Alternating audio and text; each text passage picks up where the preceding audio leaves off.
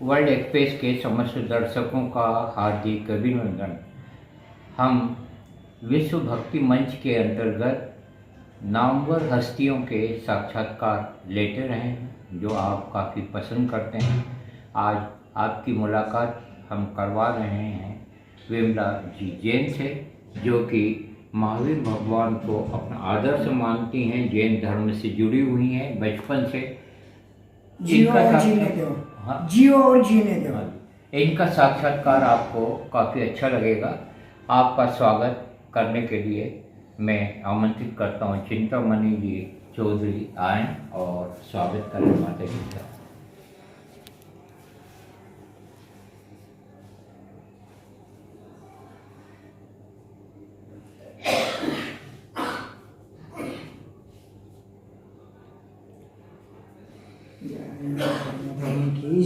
सवाल हमारे जवाब माता जी के, ये साक्षात्कार काफ़ी रुचिकर रहेगा और ऐसे समय साक्षात्कार लिया जा रहा है जिस समय सारी दुनिया को धर्म की बहुत ज़रूरत है, उजाले की ज़रूरत है, और ऐसा उजाला जो आत्मा से उत्पन्न हो। हम आपसे साक्षात्कार प्रारंभ कर रहे हैं। हम आपसे जानना चाह रहे थे माता जी कि आपका जन्म कहाँ हुआ और आपके माता जी पिताजी का क्या शुभ नाम? नेमगोंडा जैन, और जन्मस्थान है, पापा का जन्मस्थान भोजगिराम है और मेरा जन्मस्थान सदलगा है। मतलब मम्मी का पेड़ सदलगा है और मेरा पापा का भोजगिराम आचार्य शांति सागर का जन्मस्थान है। आपके पिताजी का क्या शुभ नाम?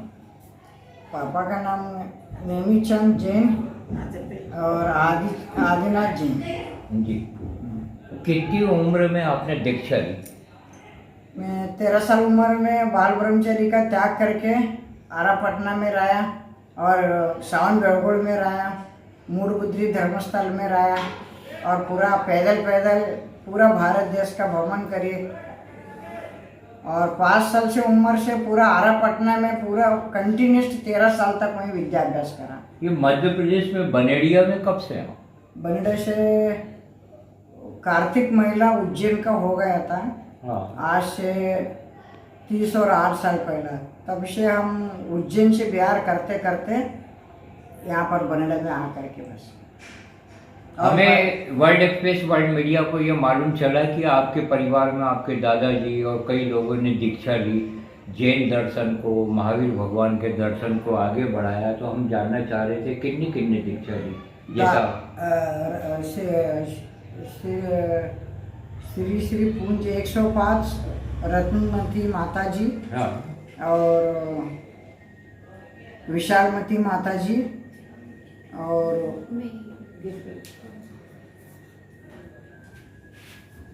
पद्मश्री माता जी और श्रेयांश सागर महाराज श्री, आचार्य श्रेयांश सागर महाराज श्री और आचार्य वीर सागर महाराज श्री और शौर्णभद्र आचार्य। एक साध्वी को कौन कौन से नियम क्या पालन करना पड़ता है जैन दर्शन में, जैन धर्म में, क्या बताएंगे आप? साध्वी को बिस्तर आजीवन त्याग करना पड़ता है। गद्दी, बिस्तर, कुर्सी, टेबल सभी त्याग करना पड़ता है। लकड़ी के पट्टे के ऊपर और चटाई के, घास का चटाई के ऊपर ही रहना पड़ता है। और 3 महीने में एक बार बाल का केश लोशन करना पड़ता है। और नक पॉलिश, लिपस्टिक, लाली सब आजीवन त्याग करना पड़ता है। और 16 मीटर की माता जी की साड़ी पहनना पड़ता है। उससे का ही ब्लाउज आ गया, उसी का ही पेटीकोट आ गया। और 24 घंटा में एक ही बार भोजन ग्रहण करते हैं। आज 10 और 9 के बीच में आहार ग्रहण करते हैं तो दूसरे दिन ही आहार ग्रहण करते हैं। पानी, आयुर्वेदिक दवाई सब उसी में आ गई। इंग्लिश दवाई को त्याग आजीवन रहता है, नहीं लेते।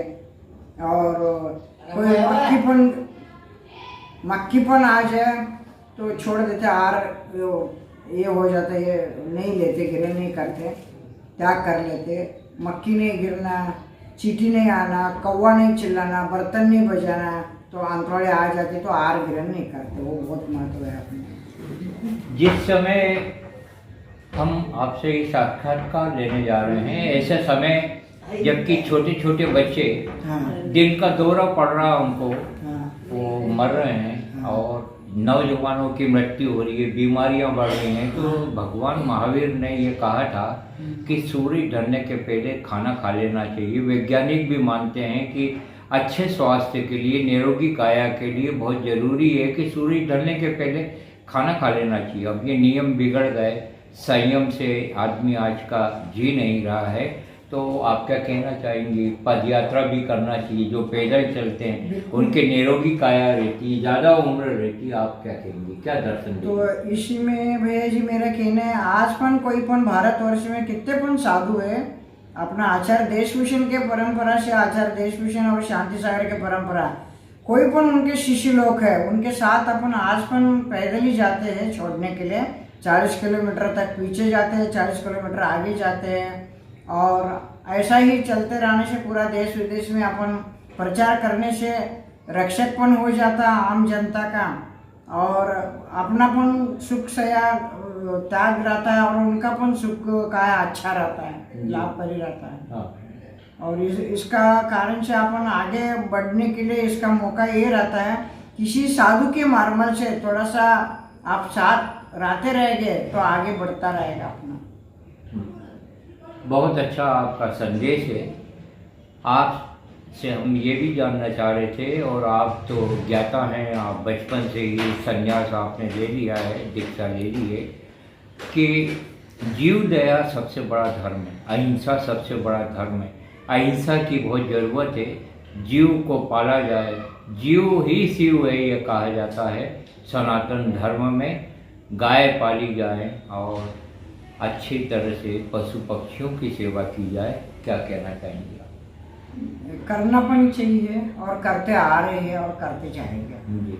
बिल्कुल। अहिंसा में गाय माता हुआ, मोर हुआ, कौवा हुआ, चिड़िया हुआ, तोता हुआ, बिल्ली हुआ, और 36 करोड़ कितने पण जीव जोता है, उनको सबको करना अपना अधिकार है, करते जाएंगे। जैसे एक ये प्रश्न है, ये प्रश्न नेजी शर्मा की ओर से आया है। हाँ। कि इस समय प्रकृति नष्ट होती जा रही है। आपको मालूम होगा, हम मालवा की बात कर रहे हैं, मध्य प्रदेश की, कि जो खेती की ज़मीन है उस पर कॉलोनियाँ बन रही हैं और भूकंप आ रहे हैं, और ऐसी स्थिति कृषि की भूमि को बेचे जाने से उत्पन्न हो रही है कि आज कृषि भूमि नहीं बचेगी तो अनाज कहाँ से होगा।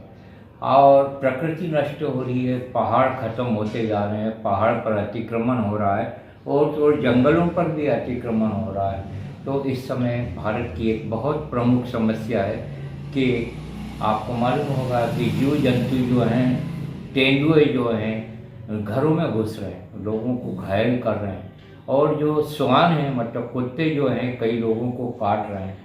ऐसे समय प्रकृति को बचाना बहुत जरूरी है। क्या संदेश देंगे आप? ऐसा के लिए तो अपना वचन ये बोलता है भैया जी, पूरा देश में अहिंसा में सभी लोग मिल करके करने से तो काम शुद्ध हो जाएगा और लाभकारी होएगा और आगे बढ़ती रहेगी।